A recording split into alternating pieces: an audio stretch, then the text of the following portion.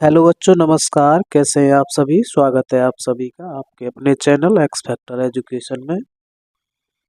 दोस्तों, GK GS की series आपकी चल रही है। हम जीके जीएस करा रहे हैं, ठीक है। प्रीवियस जितने भी पेपर हैं सबका सॉल्यूशन करा रहे हैं। RPF constable, RRB NTPC, technician, RRB JE और जितने भी एग्जाम्स आने वाले हैं ग्रुप डी, इन सबका सीरीज चल रहा है। क्वेश्चंस को करा रहे हैं, ठीक है। अगर आपने पिछला वीडियो नहीं देखे हैं तो आप पीछे हमारे प्लेलिस्ट बना हुआ है जीके जीएस सीरीज के नाम से, उन सबको आप देख सकते हैं, ठीक है। तो अगर आप चैनल पर नए हैं तो चैनल को सब्सक्राइब कर लीजिए, जिससे आने वाली वीडियो की अपडेट मिल सके। और जो आज हमने पेपर लिया है आरपीएफ कांस्टेबल 18/1/2019 शिफ्ट सेकंड का पेपर है, इसका आज हम सॉल्यूशन देखेंगे। तो चलिए करते हैं वीडियो को स्टार्ट। प्राचीन भारत का इतिहास। 8 महान घटनाएं गौतम बुद्ध के जीवन की घटनाओं का एक समूह है, जो 9वीं शताब्दी के आसपास उत्तर भारत के पाल साम्राज्य के समय तक बुद्ध के जीवन को समाहित करने के लिए कथा दृश्यों के मानक समूह के रूप में स्थापित हो गया था। भारत में उत्पन्न होने वाले सबसे प्राचीन खेलों में से एक शतरंज को शुरू में अष्टपद कहा जाता था। तो शतरंज को पहले अष्टपद कहा जाता था। गुप्त साम्राज्य के शासन के दौरान इस खेल को चतुरंग कहा जाता था। यानी गुप्त साम्राज्य में इसको चतुरंग कहते थे और पहले अष्टपद। जबकि खो खो भी भारत का पुराना खेल है, क्योंकि यह विकल्प प्रश्न में दिया गया है, ठीक है। और आगे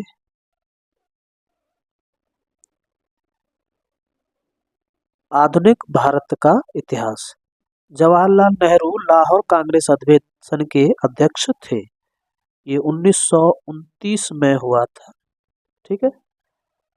19 जुलाई 1905 को भारत के तत्कालीन वायसराय लॉर्ड कर्जन द्वारा घोषित किया गया और 16 अक्टूबर 1905 को लागू किया गया। इसे 6 साल बाद पूर्ववत कर दिया गया, ठीक है। तो ये था लॉर्ड कर्जन ने घोषणा की थी, बंगाल विभाजन जिसको बोलते हैं। 16 अक्टूबर 1905 को ये लागू हुआ था। 19 जुलाई को इसकी घोषणा हुई थी। इसमें दिया नहीं है पूरा, तो मैं बता रहा हूँ बंगाल विभाजन के बारे में। द वुड्स डिस्पैच को भारत में अंग्रेजी शिक्षा का मैग्ना कार्टा माना जाता है। चार्टर अधिनियम 1833 ने ईस्ट इंडिया कंपनी के भारतीय व्यापार को एकाधिकार को समाप्त कर दिया। तो भारतीय व्यापार पर एकाधिकार समाप्त किया 1853 के ईस्ट इंडिया चार्टर अधिनियम में इस कंपनी का। भारत सरकार अधिनियम 1858 के अंतर्गत ब्रिटिश संसद ने ईस्ट इंडिया कंपनी को पूरी तरह समाप्त कर दिया, ठीक।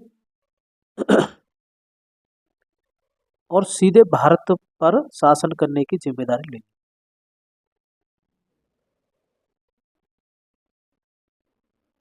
सी राजगोपालाचारी ने तमिलनाडु में एक नमक सत्याग्रह का विरोध का नेतृत्व किया था। तो पूरे देश में चला था नमक सत्याग्रह। तमिलनाडु में किसने इसका नेतृत्व किया था? सी राजगोपालाचारी। महात्मा गांधी द्वारा दांडी मार्च से प्रेरित होकर सी राजगोपालाचारी के नेतृत्व में 100 पुरुषों के एक समूह ने वेदारण्यम तक मार्च किया और अप्रैल 1930 में अंग्रेजों द्वारा लगाए गए नमक कानून को तोड़ने के लिए समुद्री जल से नमक निकाला। कला और संस्कृति।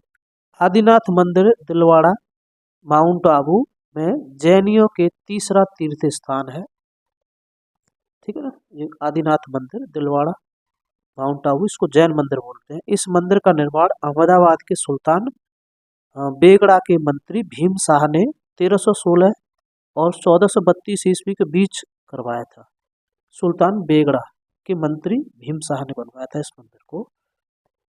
अमरावती संग्रह, जिसे कभी कभी अमरावती मार्बल्स कहा जाता है, भारतीय राज्य आंध्र प्रदेश के अमरावती गुंटूर में अमरावती स्तूप के ब्रिटिश संग्रहालय में 120 मूर्तियों और शिलालेखों की एक श्रृंखला है।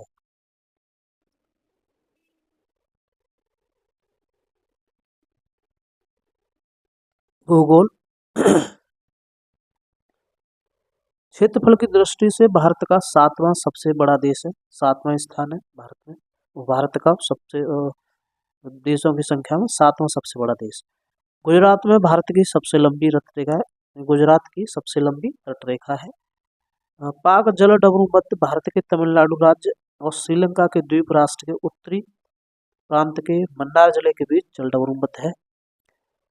जापान को उगते सूरज की भूमि कहा जाता है क्योंकि यह देश उस जगह के करीब माना जाता है जहां सूरज उगता है। भारत 7 देशों चीन, पाकिस्तान, भूटान, म्यांमार, अफगानिस्तान, नेपाल, बांग्लादेश के साथ सीमा साझा करता है। इस सीमा 7 देशों से, लेकिन वैसे 9 देश हैं जैसे उसमें 2 जलीय देश भी आ जाते हैं, जैसे श्रीलंका और मालदीव, ये जलीय सीमा से लगे हुए हैं। दामोदर नदी बर्धमान, हुगली, हावड़ा, मेदिनीपुर जिले के कई हिस्सों में बाढ़ लाती है। कौन लाती है? दामोदर नदी। इसलिए दामोदर नदी को ऐतिहासिक रूप से दुख की नदी के रूप में जाना जाता है, यानी कि शोक की नदी जिसको बोलते हैं। राजनीति एवं संविधान। मौलिक अधिकार सर्वोच्च न्यायालय के अनुच्छेद 32 के अंतर्गत उच्च न्यायालय के लिए अनुच्छेद 226 के अंतर्गत आता है। इसे संविधान में उपचारों का अधिकार कहा जाता है। संसद में जो सभी प्रतिनिधियों से मिलकर बनी है, संसद जो सभी प्रतिनिधियों से मिलकर बनी है, सरकार को नियंत्रित एवं निर्देश करती है। इस अर्थ में जनता अपने चुने हुए प्रतिनिधियों के माध्यम से सरकार बनाती है और उस पर नियंत्रण भी करती है। एक व्यक्ति जो संसद का सदस्य नहीं है, वह किसी भी सदन का सदस्य नहीं है।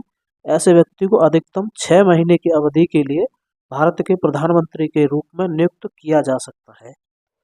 44वें संविधान संशोधन अधिनियम के बाद न्यायालय द्वारा यह सहमति व्यक्त की गई कि किसी भी स्थिति में किसी भी व्यक्ति को उसके जीवन और व्यक्तिगत स्वतंत्रता के अधिकार से वंचित नहीं किया जा सकता। इसलिए आपात स्थिति में भी अनुच्छेद 20 और 21 को निलंबित नहीं किया जा सकता। तो अनुच्छेद 20 और 21 जो है, इनको हम आपात स्थिति में निलंबित नहीं कर सकते, अकॉर्डिंग टू 42वें संविधान संशोधन अधिनियम। आईपीसी धारा 363 के तहत एक पुरुष बालक नाबालिग 16 वर्ष से कम आयु का बच्चा होता है, यानी 16 से कम आयु का बच्चा, उसको नाबालिग में कंसिडर करते हैं।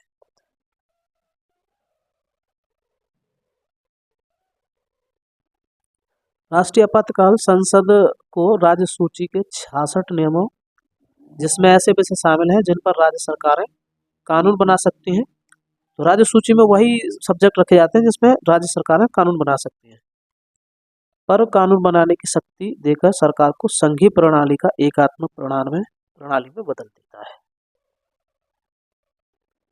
भारतीय संसद में राष्ट्रपति, 2 सदन, राज्यसभा, लोकसभा, ये राज्यसभा राज्यों का परिषद, लोकसभा हाउस ऑफ पीपल्स शामिल है।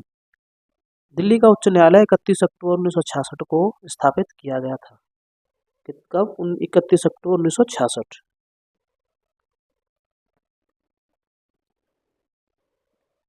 भारतीय संविधान के अनुच्छेद 22 में कहा गया है कि गिरफ्तार किए गए किसी भी व्यक्ति को गिरफ्तारी के आधार के बारे में यथाशीघ्र सूचित किए बिना हिरासत में नहीं रखा जाएगा और न ही उसे परामर्श के अधिकार से वंचित किया जाएगा, और उसकी पसंद के एक कानूनी वकील द्वारा बचाव के लिए स्वतंत्रता होगी। अनुच्छेद 22 में, ठीक है। यदि कोई सदस्य बिना सहमति के 60 दिन की अवधि के लिए अनुपस्थित रहता है तो सदन द्वारा सदस्य की सीट को खाली घोषित किया जा सकता है। अर्थशास्त्र। एफसीआई भारत सरकार की नोडल एजेंसी है। अन्य राज्य एजेंसियों के साथ मूल्य समर्थन योजना के तहत गेहूं, धान की खरीद करती है। तो कौन सी करती है? FCI, food corporation of India. गांधीवादी योजना 1944 में श्रीमन नारायण अग्रवाल द्वारा प्रस्तुत की गई थी। 1911 की जनगणना के परिणाम बताते हैं कि देश में साक्षरता में वृद्धि हुई है। देश में साक्षरता 74.04%, 74.04, पुरुषों के लिए 82 14 महिलाओं के लिए 65.46 है।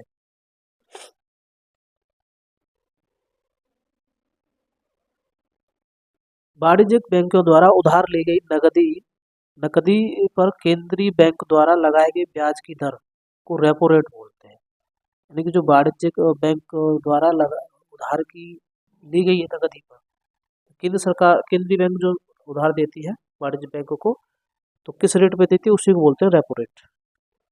FRBM अधिनियम का मुख्य लक्ष्य देश को राजस्व घाटे को मिटाना है और फिर राजस्व शेष का निर्माण करना, और मार्च 2008 का अधिसूचित राजकोषीय घाटा सकल घरेलू उत्पाद के 3% तक कम करना था। प्लाज्मा पदार्थ की अत्यधिक गर्म अवस्था है जो प्रकाश और अन्य किरणों के रूप में लगातार विकिरण उत्सर्जित करता है। उच्च तापमान उत्पन्न प्रकाश की उच्च तीव्रता से मेल खाता है, अतः इस प्लाज्मा की उपस्थिति के कारण तारे और सूर्य चमकते हैं। ये नई अवस्था है, ये पदार्थ की प्लाज्मा जिसको बोलते हैं। चौथी अवस्था है, एक पांचवी है बोस आइंस्टीन कंडक्शन। 5 अवस्थाएं पदार्थ की, पहले 3 हुआ करती तो 5 हो गई। रसायन शास्त्र, किसी द्रव का उसके क्वथनांक से कम तापमान पर वाष्प में परिवर्तन वाष्पीकरण कहलाता है। जीव विज्ञान, डॉक्टर एडवर्ड जेनर ने दुनिया का पहला सफल टीका बनाया।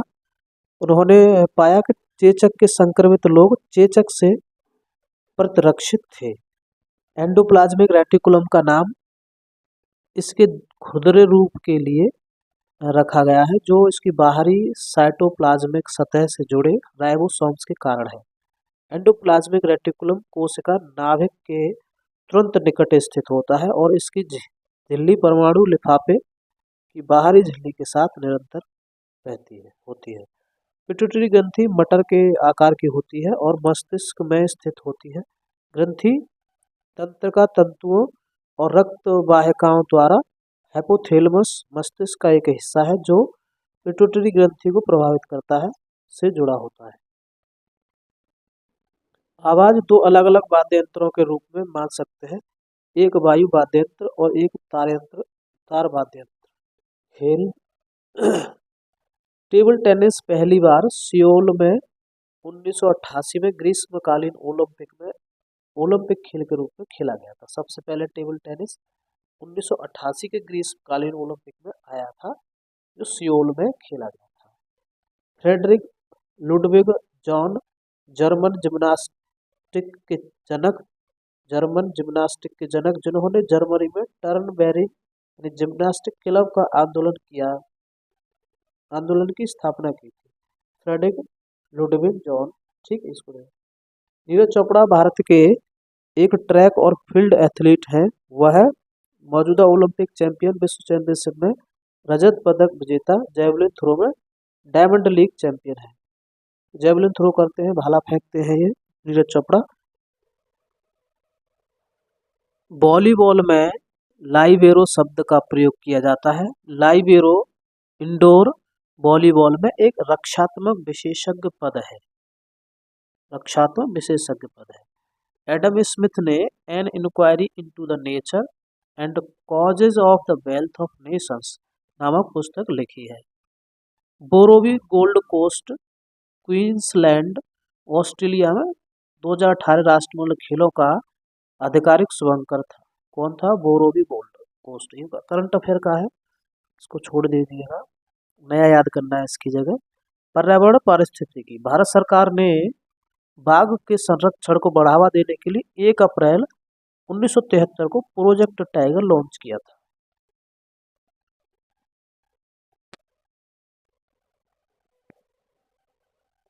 विभेद, उज्बेकिस्तान की राजधानी ताशकंद है। सुलेख, सुंदर लिखावट की कला। यह शब्द सौंदर्य, कलोश और लिखने के लिए ग्रेफिन ग्रीक शब्द से लिया गया है। तो ये था आज का प्रैक्टिस सेट। मिलते हैं नेक्स्ट प्रैक्टिस सेट में।